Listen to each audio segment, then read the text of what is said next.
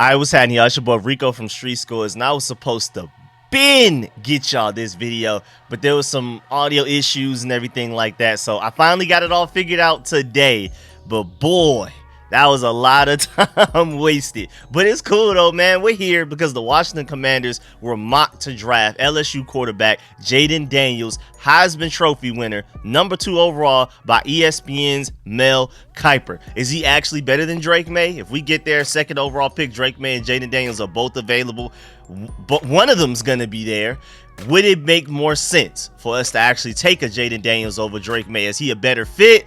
And then, of course, you got to question fit, because what is fit? We don't even have a head coach right now. But still, we got to talk about whether Jayden Daniels makes more sense at the #2 overall pick. We're going to talk about his weaknesses and strengths and all of that. We're going to do a full dive into his profile and how I feel he could potentially be as a pro quarterback. Does he deserve Lamar Jackson comparisons? We got to dive into that specifically. And also, at the end of the day, we have to acknowledge the fact that this could just be a way to generate views and clicks. I'm actually pretty sure that's exactly what they're doing. They're probably going to mock somebody different to us within like a couple of weeks or something. The national media just got done programming us to get attached to Drake Maye with all of the mocks they had us drafting him in. And then now this has everybody in Washington talking about Jayden Daniels for the next few days and couple of weeks. They'll probably mock somebody like Olufashano to us within like the next 2 weeks or something like that. This is basically their way of selling us on a new player every once in a while, and then also shopping around the same players to different fan bases. They're just going to take Jayden Daniels, for example, mock him to us this week, then to the Patriots within the next 2 weeks, and then somewhere else have him fall into like the Falcons at the 8th pick overall or something like that, just to basically take the same players and generate more views from it. It's cool. I see the hustle, but at the end of the day, me being me, Rico of RicoScores, we're going to break down why this is a good idea and why this could potentially be a bad idea. Strengths, weaknesses, positives, negatives, hopes, concerns, all of that. You know me, man. It doesn't matter whether something is true, if it's a fact, if it's a rumor. We're going to acknowledge that it could potentially be something that's just completely for views, and then we're going to break down why it's a good idea or why it would not be a good idea. So before we dive into all of that, make sure you stiff arm that like button, stiff arm the subscription button, and stiff arm the bell next to that subscription button so you get notification each and every time I release an informative and opinionated video just like this one. Make sure you stay tuned. This is my 2nd time recording this, so I should be an expert at talking about Jayden Daniels at this point. Hopefully it goes through smooth and all of that, but stay tuned for all of the content, man, because I am trying to get back to 2-3 videos a day. I was trying to get this one out last night, so it could have been 2 videos yesterday, but again, complications happen. But we're back right on track, so make sure you stay tuned. All of the content, one-stop shop for everything Commanders, and let's go ahead and get to this video right here. Let's get it.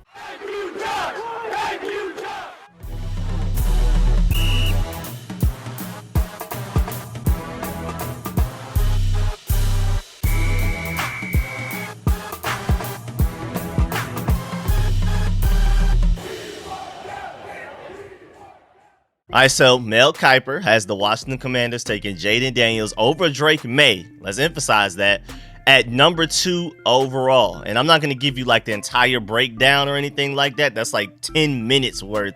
And even the clip that I'm seeing on Twitter is like 3 minutes worth. I'm just going to give you a quick little clip of him breaking down why he chose Jayden Daniels and all of that. Here you go. I'm going Jayden Daniels, quarterback from LSU, formerly of Arizona State, who Herm Edwards, who recruited him. I said, give me a comp. He gave me Randall Cunningham, Herm did, who knows Jayden Daniels as well as anybody. And then here's a further explanation. He said the reigning Heisman Trophy winner improved so much in 2023, throwing 40 touchdown passes to just 4 interceptions while going up against a tough SEC schedule. Very noteworthy. I mean, 40-4 is ridiculous. In December, I went deep on his strengths, weaknesses, and future, so you can see my full thoughts on his game there. So that's his way of getting you to not only read this article, but another one. I already talked about it in another one. You go read that one, and the same one person give me 2 views. Again, I acknowledge the hustle. I see the hustle. I salute it. I love it. I respect it, but I gotta acknowledge it. Then the bottom line is it's tight between Daniels and Maye on my board, but Daniels will be a tremendous fit for a Washington roster that has some young playmakers on offense. He said, and tremendous fit instead of that almost tripped me up. Maye's inconsistency at the end of the season is enough for me to put Daniels at number 2. The reality, though, is the Commanders just hired their new general manager and still don't have a coach, so there's a lot to figure out about which direction they go. And that's a great point, because when we're talking about fits, Jayden Daniels fits the Commanders better. Drake Maye fits the Commanders better, because to me, it's Caleb Williams number 1, and then we're debating about who's number 2 and 3 in my personal opinion. And when we're talking about fit, how do we even know? Now, it seems very likely at this point, especially now, that Ben Johnson is our guy. We're doing whatever it takes to try to go ahead and get him in as our head coach, and we're trying to do it as soon as possible, so the sooner he loses in the playoffs or whatever happens, the sooner we can actually go ahead and interview him and lock him down as our head coach. Basically, at this point, I'm rooting for him to score as many points as possible but still lose. That's like the perfect case scenario for Ben Johnson and the Commanders right now. But at this point, we don't have a head coach, and Adam Peters already said this is going to be a collaborative effort. So what do we look like knowing exactly who we're taking at quarterback, and we still don't even have our quarterback yet? Like, I'm pretty sure Adam Peters has his opinions on quarterbacks. He would be crazy to not at least have some small opinions on the guys and some small preferences, maybe even like a slight ranking like how us as fans have. But they don't even know what they want to do for the most part right now, because again, we haven't even hired a head coach, and Adam Peters literally said this is going to be a collaborative effort with the head coach especially, and on top of that, it's got to be collaborative with a second overall pick. There's no way the GM is just deciding what we're doing with the second overall pick before Ben Johnson even gets here potentially as our head coach. And that's why the Panthers situation is so ugly, because they basically already decided what they're going to do with the number 1 overall pick. Ben Johnson, you take that job, you don't even have it. It was traded away last year. It's kind of the same logic basically. And you're forced a quarterback upon you in Bryce Young, whereas you come here, you get to decide what quarterback you want. So I'm pretty sure the Panthers are out of the running. There's no way. Like I already did a video on, it looks like it's between us and the Falcons for Ben Johnson, but that's a whole nother tangent.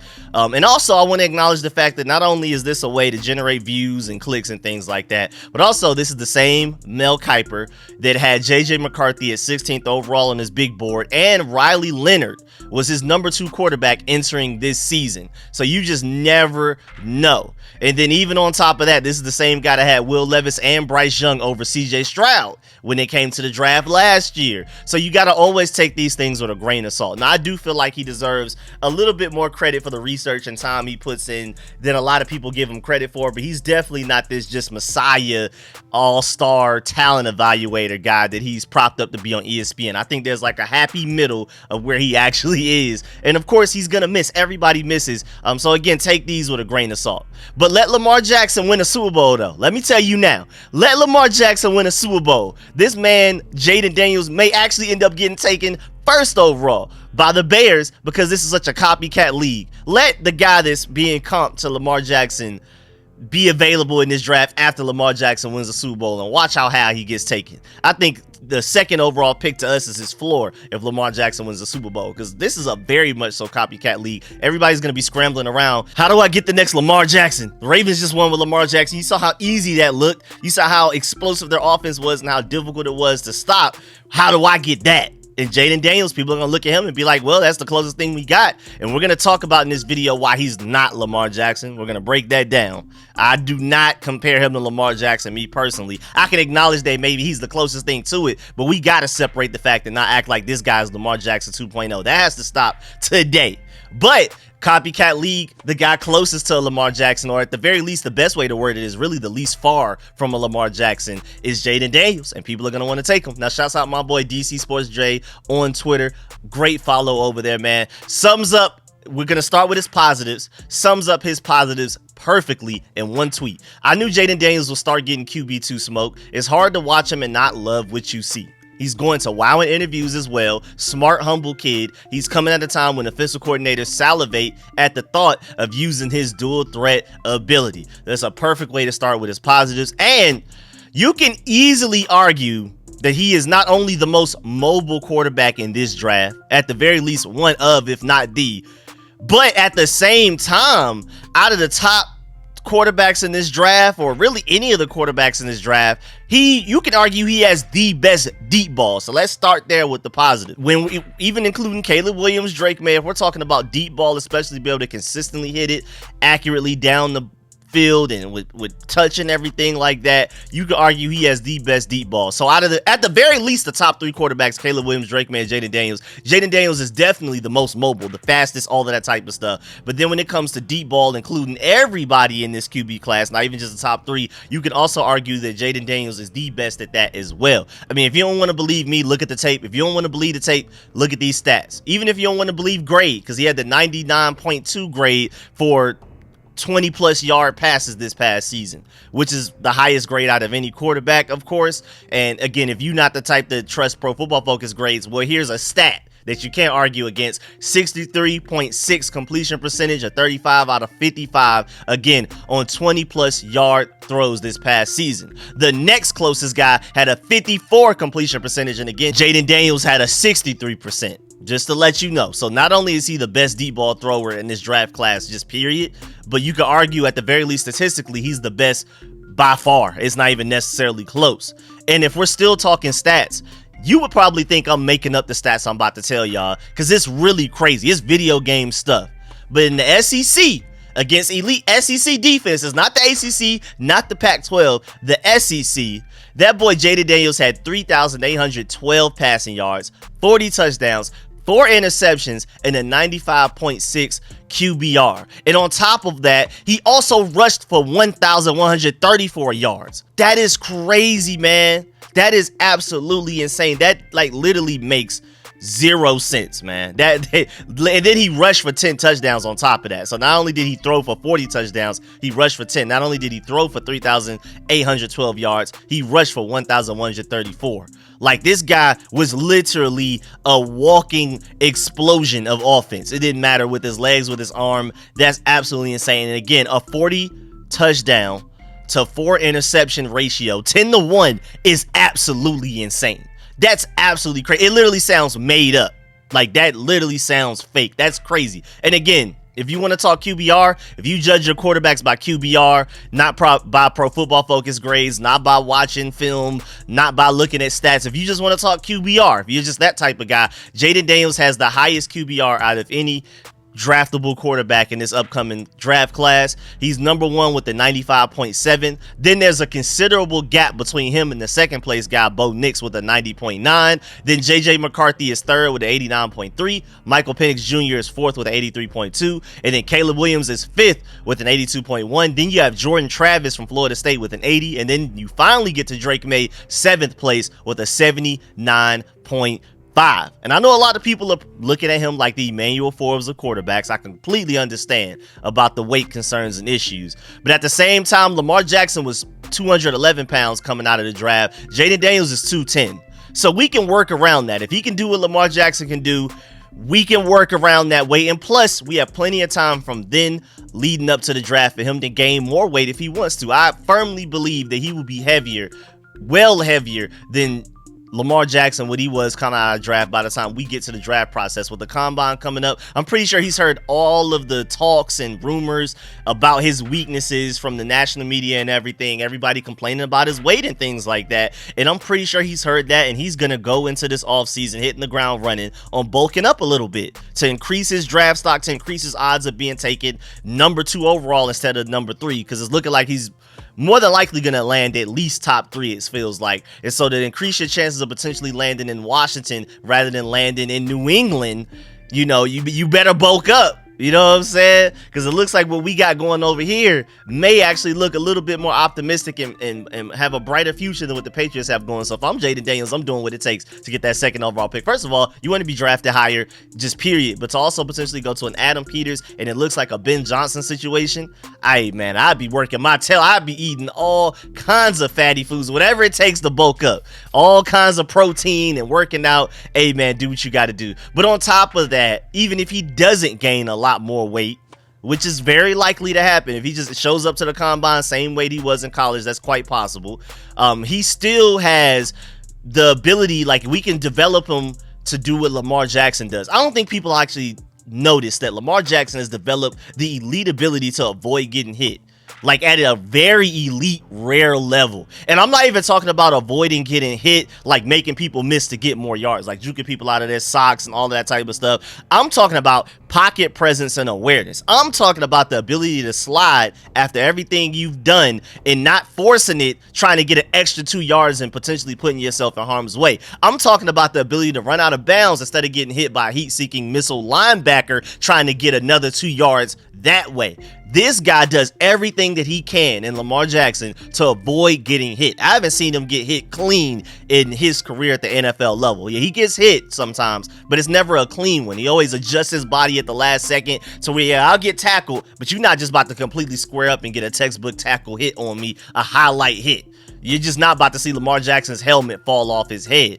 But Jayden Daniels does not have that yet. We have to acknowledge that. But you can see Lamar Jackson as the prototype, the goal, the person you aspire to be with that. Now, when you draft Jayden Daniels, you force him to watch film on Lamar Jackson. You force him to watch tape on Lamar Jackson about that specifically first. Then we'll worry about everything else. You first have to learn how to avoid taking hits. And even though we're going to talk about this in his negatives, he's not good at that yet. I'm talking about it in the positives because we have the model. We have the goal that he could be. And I think he could become that. But again, man, when we're talking weaknesses, that lack of weight is scary because, I mean, basically the biggest weaknesses that you can say for the top 3 draft quarterbacks. Caleb Williams, for some reason, there's these attitude concerns that I'm not necessarily worried about, but it is what it is. And then also a severe fumbling problem. With Drake Maye, it's missing wide open receivers for no reason at times, and just the sometimes you love it, sometimes you hate it. Josh Allen plays where he just makes something out of nothing and forces things.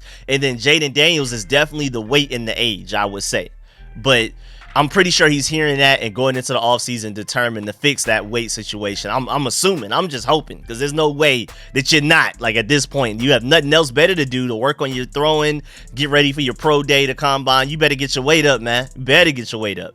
And honestly, even when it comes to weight, look at all of the quarterbacks in the NFL right now and look who's the ones that's hurt. Because Lamar Jackson, the mobile quarterback, is actually one of the healthiest quarterbacks from this past season. Honestly. Like, a lot of these pocket passers are the ones that's ended up getting hurt this year. So I think injury concerns for a mobile quarterback just in general are blown out of proportion, honestly, especially if you're a guy that, like Lamar Jackson, it's not even just his speed, it's just the fact that he's perfected the ability to not take hits. And again, I'm not even talking about juking people. I'm talking about sliding when you need to, going out of bounds when you need to, or adjusting your body a little bit at the last second to even where you get hit, it won't be just a stone cold hit straight to your ribs or things like that. And I think Jayden Daniels can have that ability. He shows that he has the athleticism to do it. He just doesn't do it often enough on tape. But on top of all of that mobility, I've also seen him make some NFL throws, dog. Like very tight window throws, and pretty often. So to not only be willing to make these throws is one thing, like, because a lot of people are scared to even attempt tight window throws. Like, to first of all, he's not even afraid to, but then to also be able to physically with his accuracy and touch is amazing. Like, that's a great combination. That's just something that it seems like you would think you could teach people to do that, but a lot of people just don't. They're afraid to make tight window throws, especially at the NFL level. And that's what comes with the SEC, different from other conferences, that these windows are a little bit smaller than other conferences. It's not as small as the NFL, but it's a better kind of like a simulation of what you're gonna have to do at the NFL level, as far as corners being really close to your receivers a lot of the time. And speaking of fear, a lot of quarterbacks are afraid of throwing the ball over the middle of the field. Not Jayden Daniels. He's not afraid to throw it over the teeth, into the teeth of the defense. So what I love about Jayden Daniels, probably my favorite positive of his, is that he will stress NFL defenses in every way possible. This is an elite trait that only some of the top guys have. Not a lot of guys have this trait. The ability to stress defenses in every way possible is an elite and very rare trait that has to be highly coveted, because as a defensive coordinator, you will have a headache defending against them. It's impossible. Literally, you just have to hope he makes the wrong decision any given play. Let me break it down. Because with him, you have to worry about his legs and mobility. So that's one thing. Off schedule throws and anything like that, or just even taking off running. So when everything breaks down, you have to be prepared to cover for like more than 5 seconds any given play, and that's literally impossible to expect the defense to do that consistently.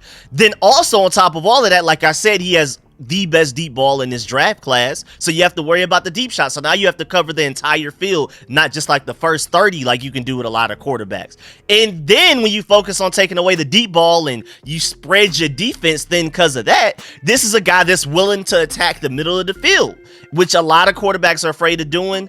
So typically they just kind of defend the sidelines and deep and then just let the middle of the field be the middle of the field. A lot of quarterbacks are even just straight up afraid to even throw it over there.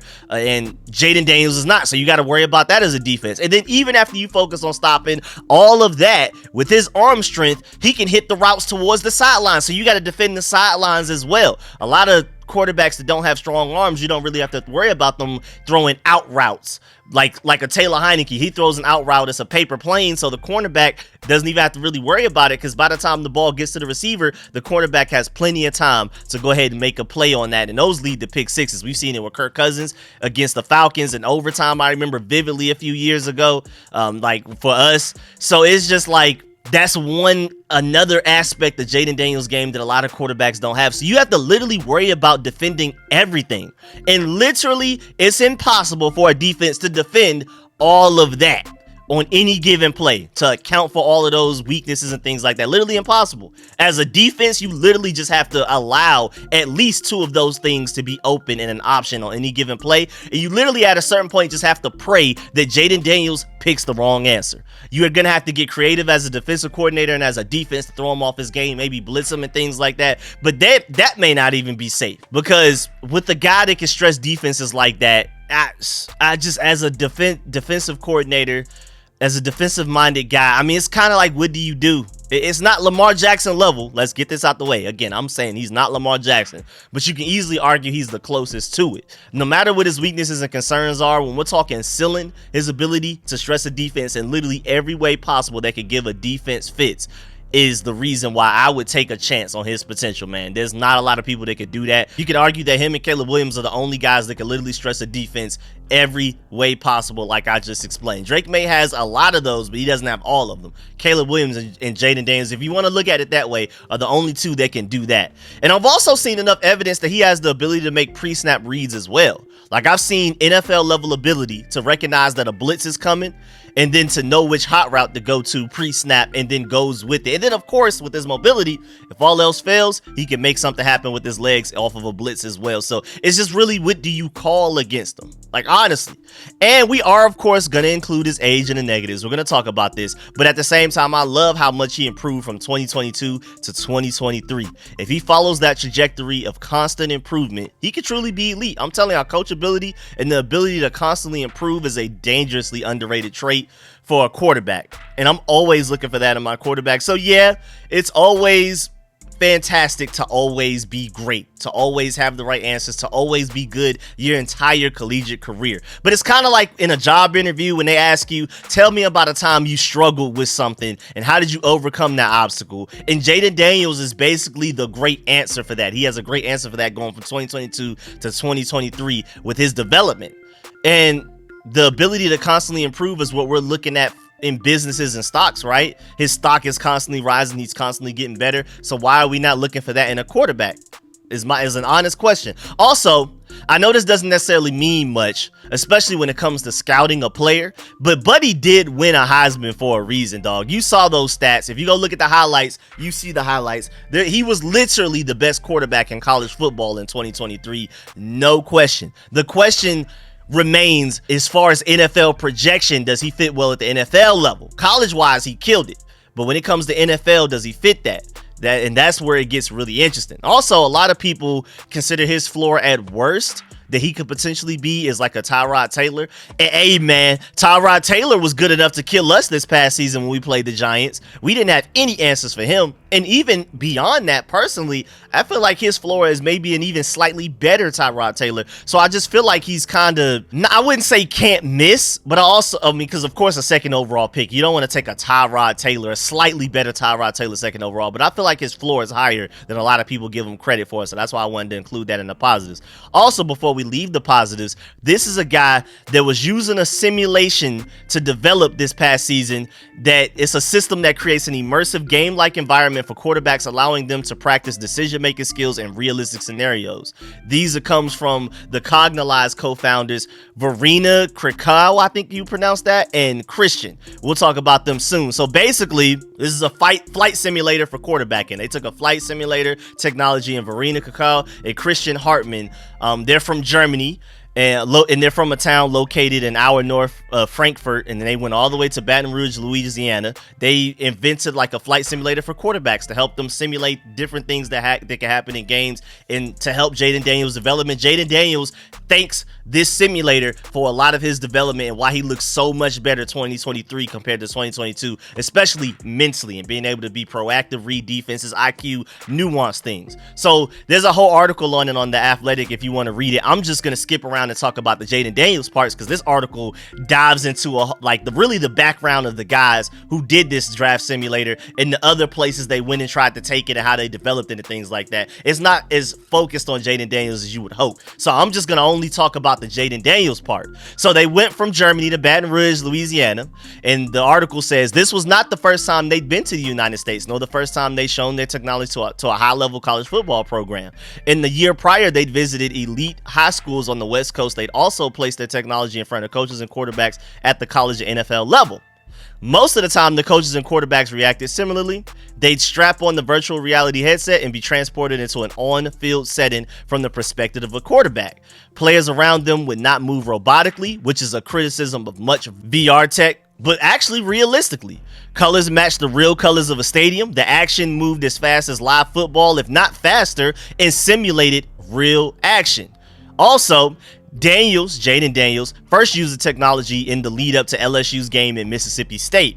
He had been invited into the initial session, and he told Marucci that he'd be willing to use Cognalize platform. Again, that's the name of the organization that has this flight simulator for quarterbacks as a preparation device in addition to his weekly film study and walkthrough. So I love that from Jayden Daniels. He didn't count this as film study or walkthrough. He did his normal amount of film study and walkthroughs and then did this on the side as extra. I love that. Now, here he was crouched into a quarterback position with a headset wrapped around his face. In the months between their first meeting and this first session, Krikow and Hartmann worked with LSU to add thousands of details. LSU educated them on different coverages and sent them their plays, and Krikow and Hartmann adapted their product so that players move fluidly the same way they would on the field. Jayden Daniels ramped up his usage of the technology to 3 times a week as the 2023 season progressed.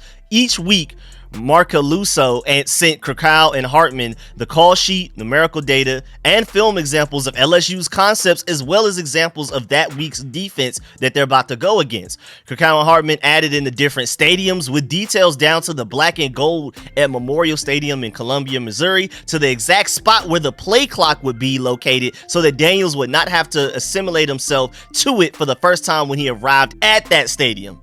Ahead of the Ole Miss matchup, Krikow and Hartmann even added an option to change the Rebels jersey colors to the 4 different combinations that Ole Miss would most likely use. Like, it's basically like Jayden Daniels had a cheat code this past season in development and preparation and things like that. So that is just absolutely crazy. Now, this is the type of technology that I'm very surprised that Josh Harris doesn't already have, because he's shown throughout his short time being here, he's willing to pay top dollar and do every little thing to improve the Commanders' chances of winning, no matter how marginal. You see it in his hires, his decision making, all of that. Bringing in Tim McGrath, Eugene Shin, paying them whatever it takes to do a job that most NFL franchises don't even have on their teams. A lot of successful franchises don't even have a guy like Eugene Shin or Tim McGrath. But Josh Harris is like, hey man, I'm not cheap. I'm willing to spend whatever money it takes to make the team I just bought better. I'm very surprised we don't already have this, man. But the thing I want to talk about is that even this marginal advantage to Jayden Daniels, one, on the positive side, this is where we're going to transition to the negative side. On the positive side, this is a guy that already shows that he knows how to work with this technology. You bring this to the NFL level for him, and this is a guy that has already shown that he can make this work, and he can improve and actually better prepare against opponents with the technology like this. He's compatible to the technology. But at the same time, you got to look at him like, well, Drake Maye and Caleb Williams didn't have that technology, and you see how much it helped you. So what if they would have had the technology and even the playing field? Would they be better than you because of it? Are you literally only better than Drake Maye because of this technology, or are you actually better than Drake Maye? Say Drake Maye and Jayden Daniels both had access to this technology the entire college football season, will we be talking about Drake Maye number 2 overall instead, because he would have had that slight marginal advantage in preparation as well and would have been a better quarterback because of it? So we got to acknowledge that. But again, at the same time, on the positive side, you just never know. Maybe Drake Maye and Caleb Williams get this technology and they're not as compatible with it as Jayden Daniels. They don't take advantage of it. They're not willing to do the film study and everything and then add that on the side. You just never know. So that's why that's like a positive and a negative, and I wanted to acknowledge that and throw that out there for y'all to know, because that's really interesting that Jayden Daniels was working with a German flight simulator this whole season, and that's why that is one of the main reasons he had such a big jump going from 2022 to 2023, and I would love to see what Caleb Williams or Drake Maye would have done with that same technology. Now moving on, staying with the negatives, we're transitioning to the negatives. Jayden Daniels does have a similar problem that we complain about with Sam Howell. Now, it's not as bad as Sam Howell, but out of all quarterbacks in this draft, Jayden Daniels has the highest pressure to sack ratio, which is crazy. Well, at least out of the top guys. When you're talking about Caleb Williams, Drake Maye, Jayden Daniels, Bo Nix, Michael Penix, Shadir Sanders, even though he's not going to the draft, and JJ McCarthy, Jayden Daniels has the highest pressure to sack ratio, which basically means when you're getting pressured, how often does that actually result in a sack? Or are you able to get the ball out of your hands quickly, whether to a receiver or throw it out of bounds, or just straight up escape with your legs, extend the play and throw it, or just keep running with your legs? How often are you pressured and then those pressures result in sacks versus some type of at least neutral, a positive play? How often does it result in the negative play? Maybe not turnovers, but sacks. Jayden Daniels, again, has the highest pressure to sack ratio out of any quarterback. He has a 24.5%. Caleb Williams has a 19.8%, and Drake Maye has a 19%. So Drake Maye is arguably the best when it comes to dealing with pressure out of the top quarterbacks. And that's a pretty sizable difference going from Jayden Daniels to Caleb Williams, who's second, which is not a good thing.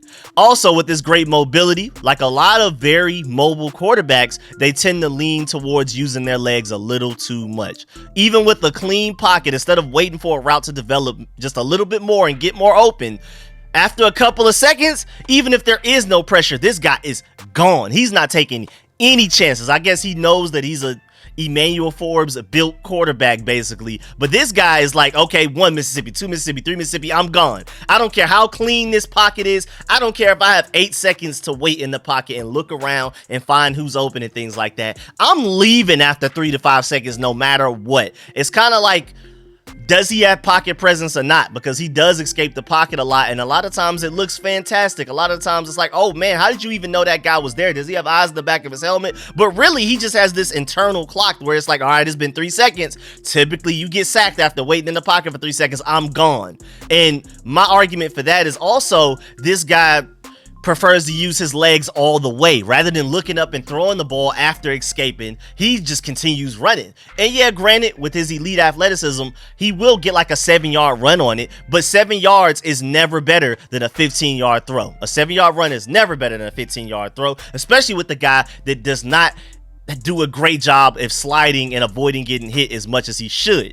But even to back that point up, scramble rate on non-pressured throwbacks, Jayden Daniels had the most out of any quarterback recently, like all of the top ones. Jayden Daniels is number 1 with 9.4%. Justin Fields is second with 8%. Drake Maye third with 7%. Will Levis 4.4. Bryce Young 4. Bryce Purdy 3.8. Bo Nix 3.5. JJ McCarthy 3.0. And Caleb Williams 3.0. And then also CJ Stroud with a 2.1 and Michael Penix Jr. with a 1.3. That's very good. So when we're talking about scramble rate on non-pressure throwbacks, dropbacks, that's what I mean. Even when he's not pressured, he'll just take off. And Jayden Daniels has the propensity to do that more than any top quarterback we've seen in a while. And that could be a problem at the NFL level. They could definitely use that against him and game plan for that. So he has to learn how to sit in the pocket a little bit better.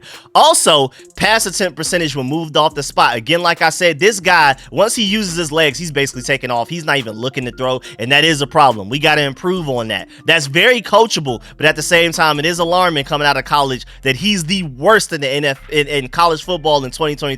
By far, it's not even close. Michael Penix had a 71% pass attempt percentage when moved off spot. So if you drop back and for any reason with pressure or whatever, you have to change where you are, not even necessarily escape the entire pocket, just move out of the way from where you are. Based on that, Michael Penix threw the ball 71% of the time. Caleb Williams threw it 65% of the time. Bo Nix 65%. JJ McCarthy 52%. And Drake Maye is very low at 48%. But Jayden Daniels 20%. Lowest in the entire FBS, no matter the college, no matter the level. That is scary because for reference, the NFL high is 74%. So the NFL people are more likely when they move off their spot to throw the ball than just take off running. With great reason. There's a reason for that.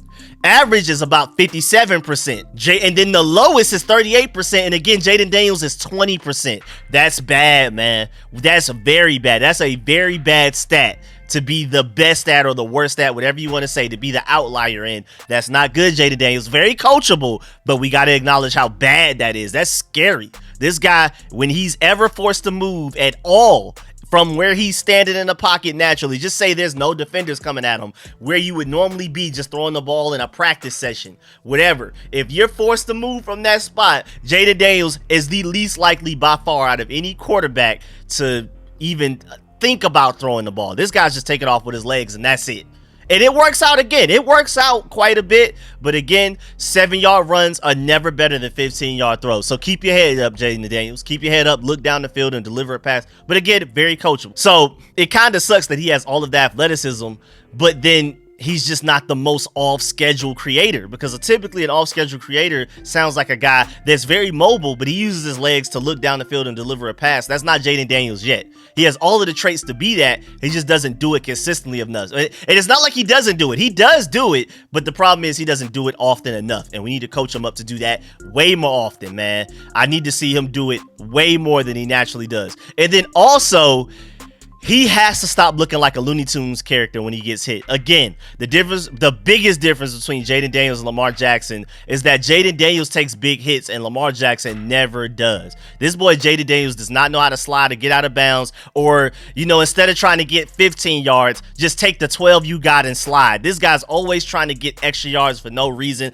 A lot of college quarterbacks come out with that problem, but not all college quarterbacks look like they're getting hit by a giant oversized cartoon mallet. I mean, look at this play right here, for example. Like, we gotta stop that, Jayden Daniels. That looks like pure Looney Tunes level comedy. Like, it looks so stupid. Stop getting hit by oversized cartoon mallets, man. Avoid getting hit, please, man. You gotta stop with that. You please have to stop with that. We have to learn to stop taking those type of hits, because you won't last long, especially being built basically like an Emmanuel Forbes at quarterback. So we gotta stop those, man. We have to. So his weight is for sure a concern for me, because like I said earlier, Lamar Jackson is the same weight coming into the NFL, and he's one of the healthiest quarterbacks in the NFL right now, but he shows on tape the ability to not take hits like that. Jayden Daniels, we got to work on that, man. If you want to be this mobile quarterback, none of that speed matters if you're going to sit there and take hits like that, because you won't even be able to use the speed because you're going to be hurt all the time.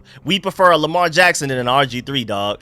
But I also want to point out, speaking of speed, that he has a lot of Lamar Jackson traits. I can kind of see it a little bit. But Jayden Daniels will probably run a 4.4. And let me acknowledge the fact that this is still elite speed for a quarterback. But Lamar Jackson ran a 4.34. That's a huge difference, y'all. Big time difference. And it even looks different on the field. It may not matter a lot when you are still faster than most people on the field in Jayden Daniels' case, but that's still very different from being the certified fastest player on the field any given Sunday.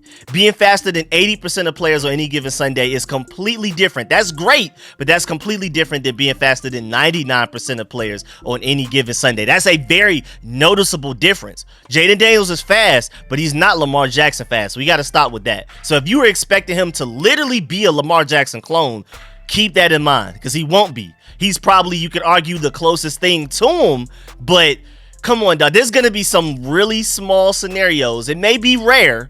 It may not happen very often, but there are going to be times where Jayden Daniels does get hit. He does get tackled. He does get sacked or whatever in a situation where Lamar Jackson wouldn't. And again, I'm not expecting it to be like a lot of times every game, but there are going to be those times that it shows that Jayden Daniels is, in fact, not Lamar Jackson. They don't make those guys often. That is a generational talent. There's a reason we love Lamar Jackson so much. So Jayden Daniels, yeah, a GM, a head coach is going to look at him and be like, well, this is the closest thing to Lamar Jackson. But let's not misunderstand closest thing to Lamar Jackson as close to Lamar Jackson. Those are two completely different things. Probably the better way to word it is that he's the least far from Lamar Jackson. Let's not say the closest thing too, because he's not very close. Let's say the least far. That's probably the best way to word it. Also, age gotta be a concern. I'm a big person that is definitely afraid of age. Jayden Daniels is only younger than Sam Howell by a few months. Like, Sam Howell is September 2000. Jayden Daniels is December 2000. So we just can't even act like this guy is just this way younger, higher ceiling coming out of college benefit of the doubt guy. Sam Howell deserves some of that same benefit of the doubt because they're literally the same age. Sam Howell's only older by a couple of months. So we got to acknowledge that. Because when you're looking at Sam Howell, I mean, granted, he hasn't been as great as we hoped in this this past season, but at the very least, he's been doing it at the NFL level. So he has more experience dealing with NFL defenses, tighter windows, reading defenses, changing offensive line protections and things like that. Now, Jayden Daniels has shown that he could do that pretty well at the college level, but he hasn't done it at the NFL level. And for them to be the same age, the fact that we're giving Jayden Daniels all of this credit for having this high ceiling, just because he's simply coming out of college, whereas Sam Howell, we don't give him the ceiling benefit of the doubt just simply because he's already at the NFL level. But with them being at the same age, you never know. Maybe Sam Howell can have the same jump that Jayden Daniels had going from 2022 to 2023. I'm not very sure about it, and I do really like Jayden Daniels, and I do really want to take him, but we can't just ignore that fact. I love Jayden Daniels. I want to take him. I love Jayden Daniels at number 2 overall, but we just can't ignore that, man. We're doing Sam Howell dirty. But connection-wise, is a very interesting connection. I'm not sure if it's necessarily going to matter, but at Resh Manuel on Twitter, shouts out to him for pointing this out. We don't exactly know where Commanders executive Chris Polian will land once the dust settles under new GM Adam Peters' reorganization plans and things like that. Who knows if he'll even still be here for a job, because right now Marty Herney, Martin Mayhew, and Chris Polian are all in limbo right now. We don't know what will happen with them. We don't know if they're going to keep their same titles, if they're going to be gone. I'm pretty sure in order, Martin Mayhew is the most likely to be gone, and Marty Herney's probably, or Chris Polian, are more likely to stay. But either way, Chris Polian, a current Commanders executive until Adam Peters decides that he no longer needs him, he has a brother named Brian Polian, and that was the recruiting coordinator, including the managing of the transfer portal at LSU when Jayden Daniels transferred there. He was basically the guy that got Jayden Daniels to come to LSU and handled all of that, doing all the scouting and things like that. So if the Commanders want an inside track on Jayden Daniels to know his study habits, his film habits, how he is off the field, personality, how is he as a leader, all the off the field stuff, then we have an inside track there to do some background research, even beyond just simply going to LSU or calling up their coaches and head coach, offensive coordinator, all that type of stuff. We have like a little insider one that we can do behind the scenes before the draft process even necessarily starts if we really want to. Now, let's also talk about some logic. Let's conclude this whole situation. I've been saying, in my personal opinion, that even before I did this breakdown and really dove a little bit deeper into his film, that I had Jayden Daniels as my QB2 over Drake Maye for weeks now.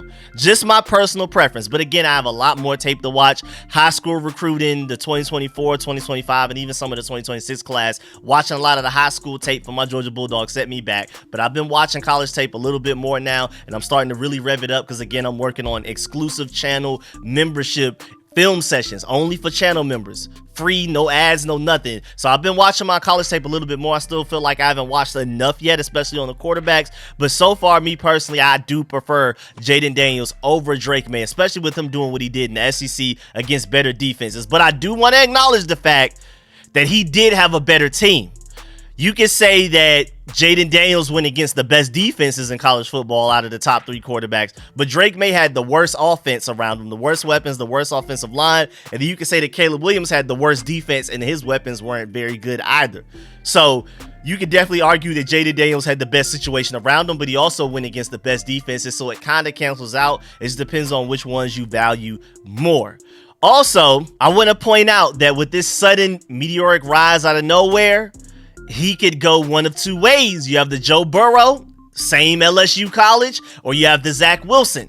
Both of those guys came out of nowhere, just out of nowhere the season before they get drafted. They just have this ridiculous, spectacular season and just completely blast onto the scene and catch a lot of people off guard. You have the Joe Burrow side, you have the Zach Wilson side. Hopefully he lands on the Joe Burrow side, again, his LSU brethren over there. So I'm just banking on hopefully potentially he could be that. Also, shouts out my boys at the Tan Top Podcast. Great follows on Twitter, YouTube, all of that.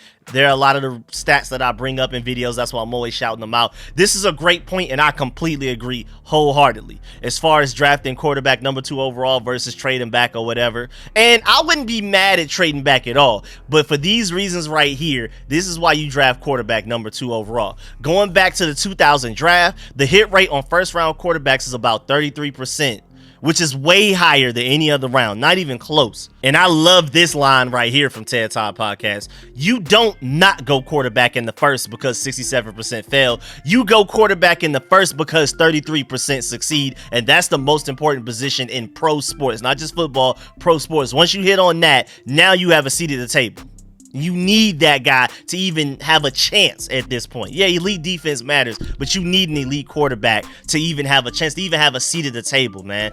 Also, shouts out to Computer Cowboy on Twitter because he's always bringing up great stats and charts. He's a great follow as well. He said, and I completely agree, the only surefire way to never find the Mahomes is to never even try in the first place. So the same thing with Lamar Jackson. The only surefire way to not get a Lamar Jackson is to never even try to draft a guy that could potentially be him. I completely agree there. I'm a gambler. I'm gonna take my shots at the most important position in pro sports any day of the week. That's me personally. Also, shouts out to Grant Paulson for this. The Commanders haven't been able to pair an incoming head coach with their own hand-picked quarterback of the future in decades. There's always new coach, quarterback already here. It's already new quarterback, head coach already here, but the head coach is usually on his way out of the door by then, and it's kind of pointless for him to bring him here, kind of like Rivera and Sam Howell. Rivera's writing on the wall is already there already, and then he brings in Sam Howell and pretty much sets him up for failure. And I mean, it's a lot of blame to go all the way around. Everybody deserves a significant amount of blame from the blame pie, but at the same time, man, we've been setting people up for 30 years now, and now we finally have a chance to have not only a head coach and a quarterback to come in at the same time, but a GM with it all. GM, head coach, quarterback, completely new wave, completely new organization, new era, new regime, all of that. Why would we mess this up, man? You don't get this opportunity often, man. I say go ahead and do it. Now, you can maybe wait till next year. Maybe you trade back this draft and take quarterback next year. Again, I wouldn't be mad at that, but I'm letting you know now I'm definitely on side take quarterback because this is a very unique scenario to be able to do all at once at the same time, and we all learn together, man. We all learn fresh and all of that. I'm super excited. So, to me, if Caleb Williams is gone, I'm definitely leaning towards Jayden Daniels, but all that really matters, honestly, to me, is that if Adam Peters and our next head coach pick the guy that they want. So it doesn't matter what I think, even though I do prefer Jayden Daniels over Drake Maye. Have they scouted him? And then after they drafted him, have they developed him? Have they put a great offense around him to get the most out of his strengths and to hide his weaknesses? Have they surrounded him with the right talent, the right system, the right offensive scheme, the right play calling strategies? All of that to improve his chances of being elite. So for me, no matter who they take, I'm giving them the benefit of the doubt that they did everything that they could and will do all of those things because, again, what's the point of being excited about us landing Adam Peters or potentially a Ben Johnson if we can't give them the benefit of the doubt and assume that they're going to do everything right to get whatever quarterback they take in the right position to succeed? Like, what's the point about being excited about getting Adam Peters and Ben Johnson if we can't at least, at the very least, hope that they could get the ceiling out of these guys rather than the floor, no matter who they take at quarterback? You know what I'm saying? So I'm very excited. I have my preferences. I do prefer Caleb Williams 1, Jayden Daniels 2, Drake Maye 3. That hasn't changed within the past month. But at the same time, even if they do take a Drake Maye, I'm assuming it's because they did their homework and they have a plan ready to get the best out of this guy, to get more of the Justin Herbert, Josh Allen side of him rather than the potential failure of a I don't know, whatever quarterback, bad quarterback you want to comp him to. Even for Jayden Daniels to get the more Lamar Jackson side rather than the Tyrod Taylor. For Caleb Williams to get the more Pat Mahomes rather than whatever sorry quarterback he could potentially fail to end up being that you can comp him to. This, I mean, again, what's the point of all of this? To be excited about where this organization is headed, and we don't even give these guys the benefit of the doubt no matter who they take. Again, I prefer Jayden Daniels, but at the end of the day, priority is just siding with them. Now, of course, though, I would be very excited to get Jayden Daniels just for the fact that he's the closest thing to RG3 we've had since RG3. And again, in my lifetime, I wasn't alive to see any of those Super Bowls that we won. So to me, my most exciting and fun season as a burgundy and gold fan in my entire life was the RG3 2012 season. And Jayden Daniels would be the closest thing we could get to that. So I'd be down to do it. And we also wouldn't have to give up several first-round picks to trade up to do that. So I think this is just a unique opportunity to get a guy that could potentially be a healthy version of RG3, a better ability to read the field. So if you want to compare him to RG3, he may not be as fast. He's definitely not as fast. But when it comes to being a pro-style quarterback, reading the field and all that type of stuff, he's definitely better at that than RG3. So I just think you gotta take that chance, man. Me personally, and again, just even emotionally, any chance to get back to the excitement I had for that RG3 season, I'm taking that chance. But yeah, man, that's the end of this video. Please get in the comment section. Let me know how you feel about everything discussed in this video. Of course, let me know if you agree or disagree with any of my points on my overall point or my overall quarterback choice, my quarterback rankings, anything like that. Again, I have no hurt feelings. So whether you disagree or not, let me know it completely how you feel, because again, I could be wrong. I like trying to read the comment section as much as possible. One of the main reasons I even started this YouTube channel is to become a smarter fan. So I may not be right all the time. So if you bring up a point and then your point is more right than mine, then I'm like, oh, okay, thank you. You know what I'm saying? Now, okay, I changed my opinion. You know what I'm saying? So I want to know everything.